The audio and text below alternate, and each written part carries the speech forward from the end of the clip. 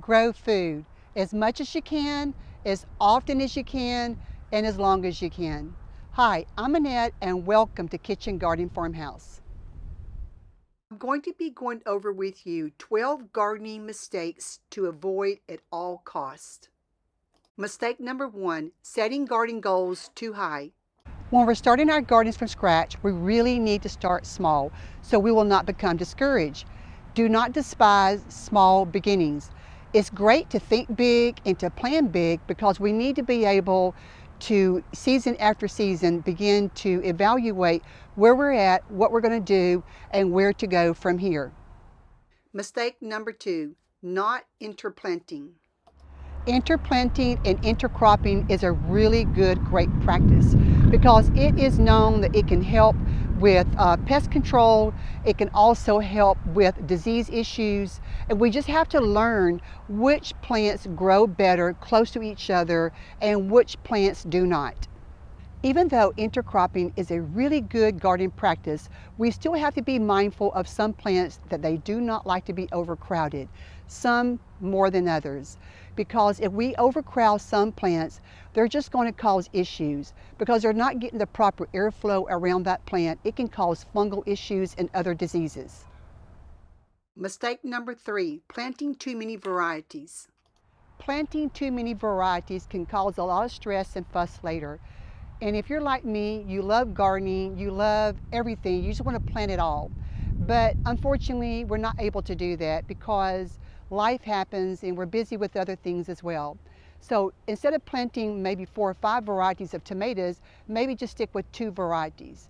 So lessening the variety selection will help take the stress off and make your gardening more enjoyable as you go along. And once your garden gets established, maybe the day will come where we can plant more varieties or more things we really enjoy and love to grow and eat.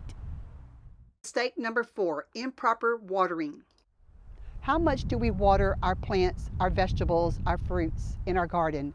Well, everything might have a little bit of different watering needs. And sometimes there's a very fine balance there between underwatering and overwatering. We just have to begin to learn that plant and its watering needs and how hot it is outside at that time of the season. So the conditions will vary from plant to plant and from season to season. But usually it's better to water very thoroughly, maybe like say every 4 or 5 days or once a week, versus splashing on a little tiny bit every single day.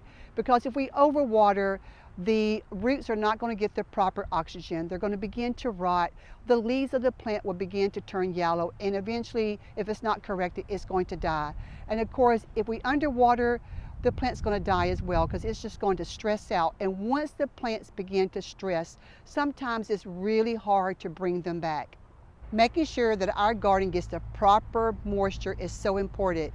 It's no fun lugging a water hose way across the yard or carrying heavy lugs of watering cans way across the yard. So planting our garden near a water source is very, very important. Mistake number 5, planting only 1 time per season. If you want more out of your garden, you want to have more food coming out of your garden, it's really a good idea to plant more than just once per year or once per season. Take advantage of the spring garden and the autumn time to plant and grow vegetables and whatever will grow well in your season. How many days do you have in your growing season? Leave me a comment below. I would love to hear from you. So as we are planting for the season, it's a really good idea to think about succession planting. Planting a few and then getting some more plants started and then planting those every 2 or 3 weeks. Mistake number 6, not taking garden notes. Keeping a garden diary or a garden journal is very beneficial, documenting our trials and errors and also our successes. What time of the year is the sun most intense of whatever part of the garden or the yard that you're gardening? Documenting when you started those seeds and how long it took them to sprout and germinate, and what was your success with the germination. What varieties did you choose of that particular crop? Just because one variety may not work doesn't mean another variety will not as well. Taking time to write down the different varieties that you have chosen for that season is also a really good idea, because if one variety does not work this season, perhaps another variety may work when time comes around for you to plant that again. Mistake number 7, fear of failure. Even the most seasoned gardener will have challenges with his or her garden from time to time because there's so much out of our control, like the heat or the cold, the environment, the bugs. There's so much that we do not have control over, and we only try to create microclimates and try to do different things to ward off and to eliminate and to make better the things that we are faced with. Practice makes progress, and also, better yet, correct practice makes progress. So perhaps maybe we're working real hard in our garden, but maybe if we're doing the same thing over and over and it's not working, perhaps we need to correct that. We need to change something about what we're doing because we don't want to continue to fail on everything that we put our hands to. We want to have successes along the way because what a blessing it is, what a great reward it is to be able to walk outside and pick fresh fruits and fresh vegetables and herbs and even flowers.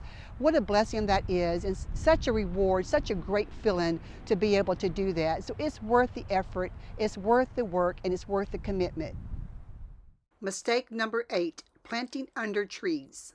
Large trees are very strong, and they are very good in hogging up water, nutrients, and space. Trees has an extensive root system, and they're very good in just soaking up the nutrients in the surrounding soil. And even shade-loving perennials, for them to thrive, they have to have their own light, their own water, and their own nutrient source. Mistake number 9, planting the garden out of sight. Out of sight, out of mind. That old cliche is too often too true. And so planting our gardens far away from our house is not a good idea because life happens, we get busy, and when those plants begin to droop because they did not have enough water in the last few days, or maybe the pest pressure is coming on all of a sudden, or maybe it's time to harvest a few things and it's out of sight and we did not see those vegetables ready to pick, it's just not a good idea. So planting your garden as close to your house as possible is always going to be in your favor. Mistake number 10, planting too soon or too late. Planting too early or too late can really work against us in being successful with our garden. So knowing our first and last average frost date is very important. And it's okay to start some things early when the weather is not conducive to starting outside just yet. We just have to know what we're going to be planting, how long it's going to take to germinate, and the season of the growth time for that particular crop. Mistake number 11, not harvesting promptly. Not harvesting our crops when they're ready and not taking care of them after they harvest is really a big loss for us because we've taken so much time to invest in seed and the things in the garden that we have put in place to have a successful garden. We get busy and before we know it, we have things rotting on the vines and rotting in the garden, or maybe we have harvested them, but they're just sitting on the counter somewhere in the kitchen because we've gotten too busy with other things. Mistake number 12, not feeding the garden promptly. Our plants and crops need food just like we do. And so having a good feeding program schedule for your garden is so crucial. Knowing what plants need more fertilizer than others is very important because some plants are more hungry. They have more needs and more fertilizers than what other plants do. If you would like to see more videos from Kitchen Garden Farmhouse, please take a moment to subscribe if you have not done so already. Every time you give a thumbs up, leave a comment, and share the video with others, you take a part in helping Kitchen Garden Farmhouse to grow. Thank you, and I will see you in the next video.